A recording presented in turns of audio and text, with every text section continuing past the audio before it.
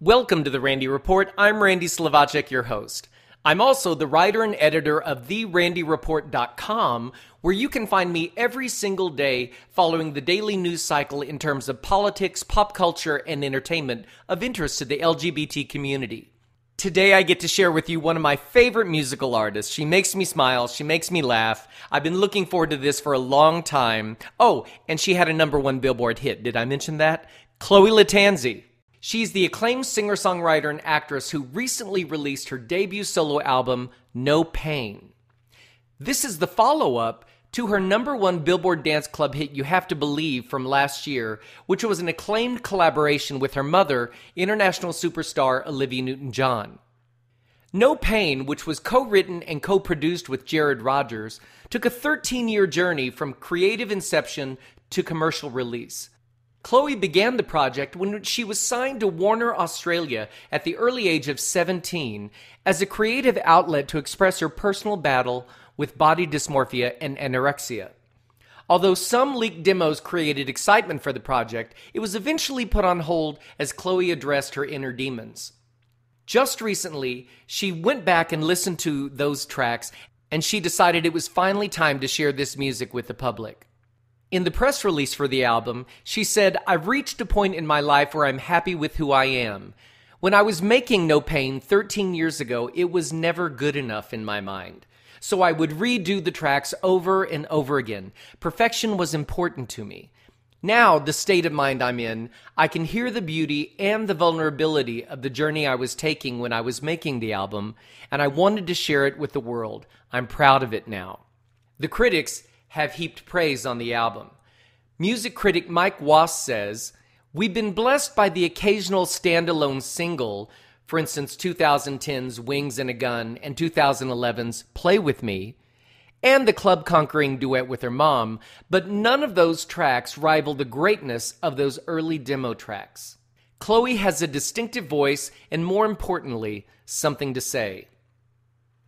Chloe's Billboard debut, You Have to Believe, became the very first #1 hit on the Billboard Dance Club chart by mother-daughter team.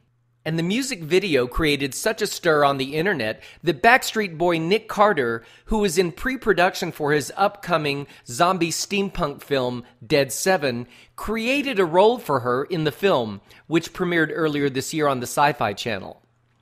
You may recall that Chloe garnered national attention on the MTV reality show Rock the Cradle in 2008, where she was the last female singer standing, coming in third in the finale.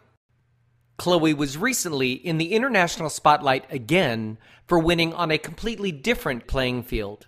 When she became the target of cyberbullying on her social media, Chloe was not going to have it.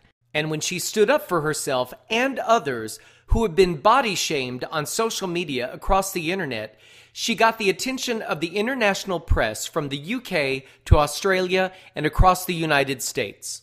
This led to a recent appearance on the daytime hit TV show The Doctors, where she inspired millions by sharing her personal journey with self-image. And so with all of that backstory and biography behind us now, I'm thrilled to welcome to the show Chloe Lattanzi. Thank you so much for having me, Randy. I love you. It's so much fun to be on your show. Well, thank you. I love these songs. And I've talked to you about these songs in the past. I knew there was a story behind putting them on hold. And now I listen to this and I go, wow. We needed you to get good with releasing these. I think these are terrific songs. You know what's amazing? I'll let you tell the story, but the beginning of this goes back over 10 years when you started working on this project. The fact that these songs are from over 10 years ago, they sound so current. They sound like what you hear on the radio right now. Thank you. Yeah, that's what actually freaked my record label out a little bit. I was, it was 12 years ago, and my music was a little ahead of its time, and they were kind of like, "We don't get this, make it sound a little bit more like everybody else." And I was like, "No." There's always battles with the executive heads because they don't usually have the creative minds. So there's always battles between the artists and them. This was going to be with Warner Australia, correct? Yes, I was 17. And I worked on this album from 17 to 21. And through that time in my life, I developed anorexia. So I was channeling a lot of my struggle, my pain and angst into this album, as well as beautiful insights and good experiences. But, that was a really dark time for me, and that's why I think the record is quite intense, and you can feel that. Oh, absolutely. The lyrics are so personal at times, and we're going to talk about that. Your lyric writing is so spot on for who you are, and you tell us so much about yourself while you're giving us, like, really terrific pop songs. Thank you. And I have to give credit to my producer. He made all the tracks. We co-produced together, but, he was really an incredible musician who I co-wrote this record with. And that's Jared Rogers? Jared Rogers, yes. He actually lived in my home for a year. Oh, wow. We lived together, yeah, so we could make this album. This was our baby. You were working on it at the time. You did have a personal battle with anorexia and some body dysmorphia issues. Was it a combination of those things and the label not getting what you were doing at the time that made you put it up on the shelf for a while? Yes.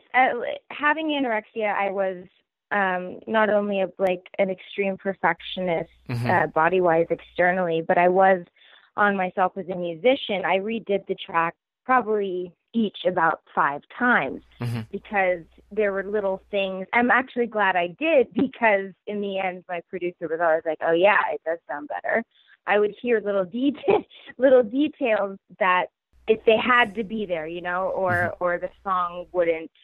It's very important for me to bring you into my world, and the slightest little musical detail, whether it be instrumental or vocal, can completely change how the song makes you feel. So I was a perfectionist, and this really slowed up the record.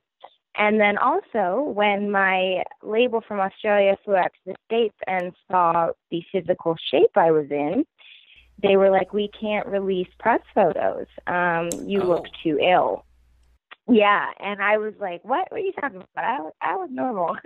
Completely delusional. I didn't know how thin I was. So regardless of that, we just kept working on the album, and I eventually just came to this point. I got help from my mom to buy myself out of my contract because I didn't want to be creatively limited by them. And I think there was an internal sabotage inside of me that, I wasn't ready to put these songs out because I didn't think they were good enough. That's interesting. Yeah. Yeah. People do that to themselves sometimes. Yes. And then over the years, my friends would always be playing my album, and they would be like, you need to put this out, year after year. My friends were like, I don't understand. Like, my best friends, everyone who had them would listen to them all the time. They're like, I just don't get why you're hiding this from people. Mm-hmm. Well, I agree completely. I listen to it now. I had heard 1 or 2 tracks over the years, but listening to the whole album now, I'm just knocked out. Oh, thank you, Randy. Especially as a whole project, how consistent it is as through artistry. And I also think the tracking order is very important as an entire album. Yes, it is. And it seems to be a lot of thought went into the order of the tracks for this album. Yeah. It seems, it's funny, it seems to, every time I look on iTunes, it seems to change, which is bizarre. Interesting. Yeah, it's really weird. I don't know if that, goes by popularity of sales, but it's bizarre. Every time I look on iTunes, the album order changes, so it's really weird. What made you release it now? What was it that said, I feel like I want to share this now? It was so funny. My mom, she came out to visit me, and she's like, oh, look what I found. She found a CD of all my finished music. And I hadn't been able to find that in a while. And we all sat down in the living room and played it. And I just had this, I was looking around, and people were crying and moved by the music. And I just had this sort of revelation. I was just like, oh my God, I have to release this. I'm happy. To me, listening to it, I was so proud of the little girl that made it. it was just like an epiphany. I was looking around the room at, my proud family, and also kind of applauding the little girl who, went through all of that pain and made some art out of it. I was like, I have to put this out now. And so it was like, I said to my mom, I'm like, Mom, we need to do this. We need to call everyone. We need to. And my mom took the album. She got it to the right people. We got it uploaded. And I was like, I need to find any way to promote this so people can finally hear what I did 12 years ago, because I think that I wanted people to know me and know an aspect of me that I hid for so long. I think this really does that for you. I can only imagine what it's like, and we've talked about this in the past, about when you are the daughter or the son of someone famous, and you're your own artist in and of yourself. And what I think is fabulous about this album is it really establishes who Chloe is as an artist. This sounds nothing like anything your mother does, and that's the only time I'm going to mention your mother, by the way. I adore her, but we're talking about you. I did include her in the record. I sampled just a little. Believe we were magic. Yeah, that's there. But I do think what's wonderful about this is it really puts your stamp of what you do well. And we got almost a little taste of this, because I think it was right after this that you did Rock the Cradle on MTV, where you were the last woman standing in the finals. And we got a little bit of this kind of, I've been trying to think. I hate labels, and I know you do too. But when we talk about music, sometimes we say pop music or country music, and I would imagine this album falls technically under a broad scape of pop music, but it's electronic music. And I was reading different descriptions. I was thinking there's a little bit of like new wave 2.0 for me, but the lyrics are so personal. There's a label out there called dark wave that gets into more personal but new wave music, and so I was thinking to myself, well, is this dark wave music? Ooh, I like that. I've never even heard of that. I like that. And doesn't dark wave sound like something Chloe Lattanzi would do? Dark wave. Yes, it does. That sounds like a song I want to write. there you go. There you go. Okay, we need a dark wave song now. Beautiful. Well, let's talk about a few of these songs, because I mentioned the lyrics. I love the sound. I really do. And the title song, first of all, No Pain. I love these lyrics. I feel no pain. That will change in the morning when I see my face. That song was about going through addiction and running with the wild ones at night. It was for a friend of mine who at that point, I had my own addiction. It was my eating disorder. I hadn't quite. I drank and I partied, but it was kind of an ode to her. She was really struggling hard, drugs and alcohol, and I was struggling hard with my eating disorder. And I would go out with her and run away from it all. And so, it was a song about, trying to distract yourself from your internal battles. Mm-hmm. And, I wanted to make the chorus sound really euphoric, how you feel when you're, on one. And then that will change in the morning when I see my face. I wanted to keep the chorus very simple. I love that too. Yeah, because I just felt like it really told the story well, and the verses are very jarring and to the point, and so it's about me and a friend who were both trying to run away.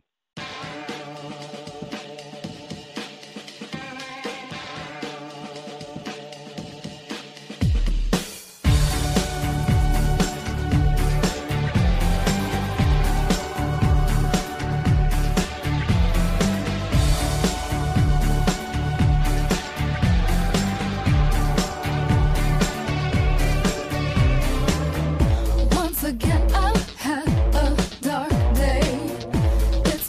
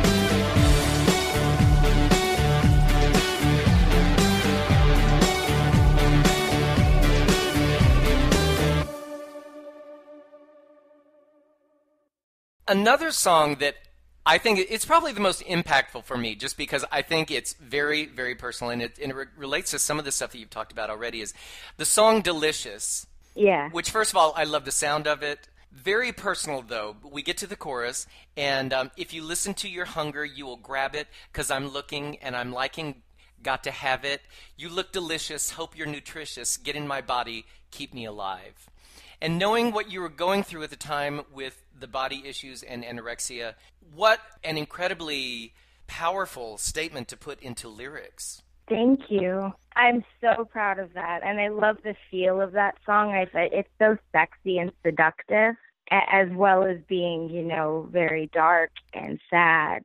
I love that you use the word seductive in a song that talks about the idea of delicious and nutritious and keep you alive, and knowing the battle that was going on. Seductive is such an interesting word. You use language so well, so I think that's a great word right in of itself. Thank you. Yeah, I really want to rework that song. I'd love to work with a hip-hop artist, on that song. Because if you can hear, there's a little bit of hip-hop R&B influence in there. Yeah. Oh, I think it's a great idea. I wrote that song on a very dark and stormy night, so... I also want to mention that you've been really brave in sharing, we're talking about the body dysmorphia and the anorexia so openly. You've been very brave about sharing this. You were recently on the TV show The Doctors, where you talked about terrifying. this. The audience loved you because you were so honest, you were so open about it, and I think you will be helping people by you talking about this issue so openly, that I think that could help other people to know that they're not the only ones kind of struggling with that. God, I hope so. I hope so. And it's so sad though, Randy, too, is like, even from, when I've tried to reach out to help people, there's still those psychos on the internet being like, you need help, you're crazy, blah, blah, blah. And I'm just like, oh my God. Right. I'm like, you need help. I'm trying to use the past experience to connect with other young men or women or older men of all colors, creeds, and ages.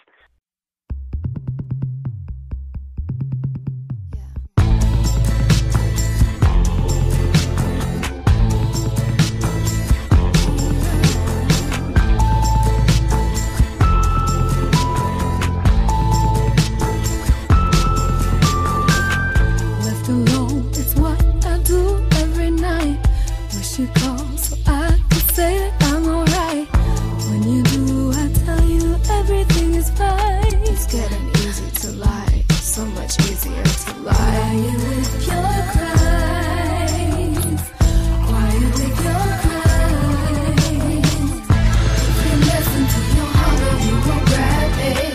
'Cause I'm looking and I'm liking, gotta have it. You look delicious, hope you're nutritious. Get in my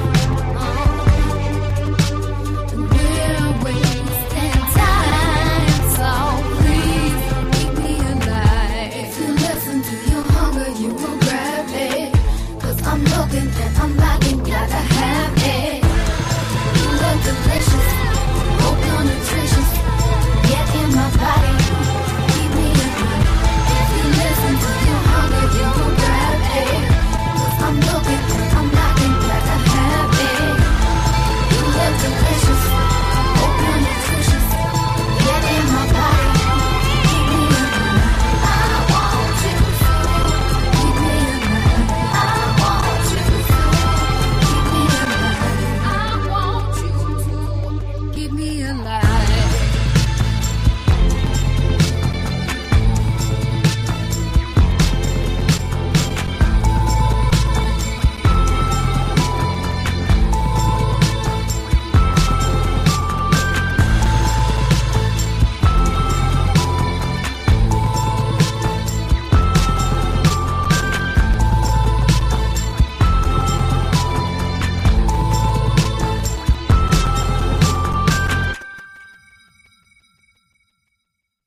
Lonely Nights is a terrific song, and it sounds to me like a really Chloe song because your songs really get down to like the heart of the matter from where you're coming from, like in a really honest way. And that's why Lonely Nights to me, and I love just the vibe of the whole song.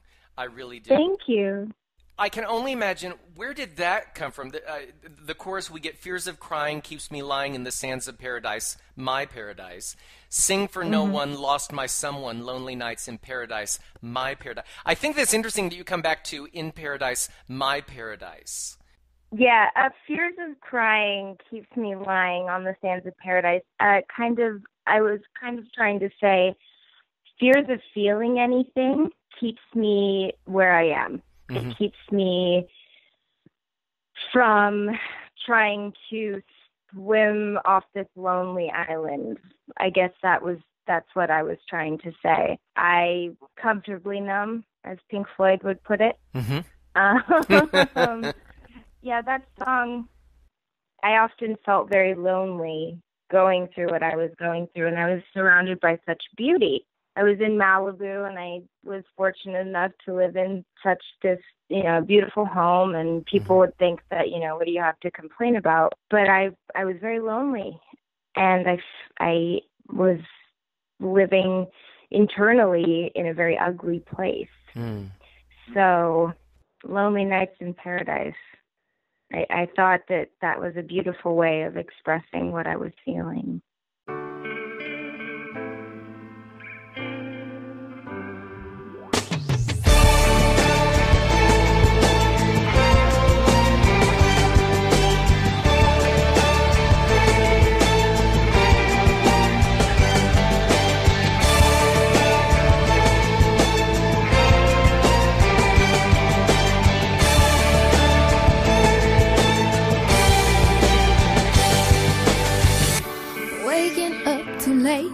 Forgot to close the door. I can't face the day anymore. Sitting on my own when the mountains meet the shore. I need to feel the pain of something.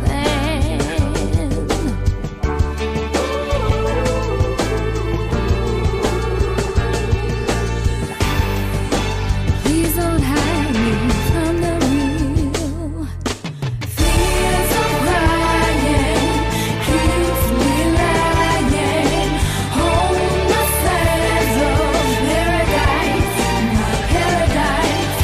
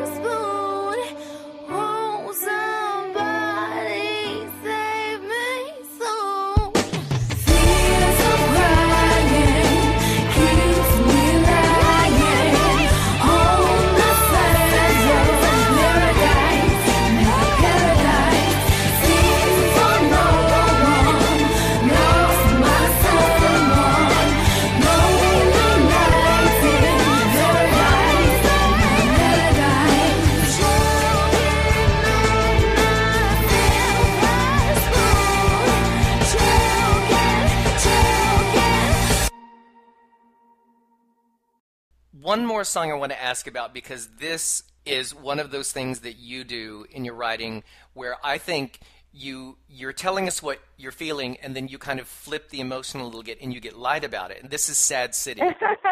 Yes. And you know what I'm about to say, because in the chorus, and this is so, because you just that laugh that you just did right there. This almost what you do in the chorus, because you sing, "Hey, come see the show. Forget where you go. We all seem to glow, Sad City. One walk through the gate, the light starts to fade. You'll never escape, Sad City. La da da da da da da da da." Yeah. Sad. And you're doing that little that little sing-songy thing. It's almost like this serious lyric, and then you flip it, and then you go la da da da da da, and you just do your own thing with it, which I think is brilliant, because it's almost like that's what people go through sometimes when they don't want to see what they're going through. Maybe. Right. This song is actually about Hollywood. Yeah, I was whenever I write a song, I become a character. So in the verses, you'll notice I was kind of like the devil manager, the one who like discovers the talent, the person who is looking for validation through fame, and they're looking through validation in this world that is truly empty. And so it's kind of like making a deal with the devil. You get into this industry, you kind of see it was an illusion, and it's not really what you thought it was going to be, and it's never going to fulfill you.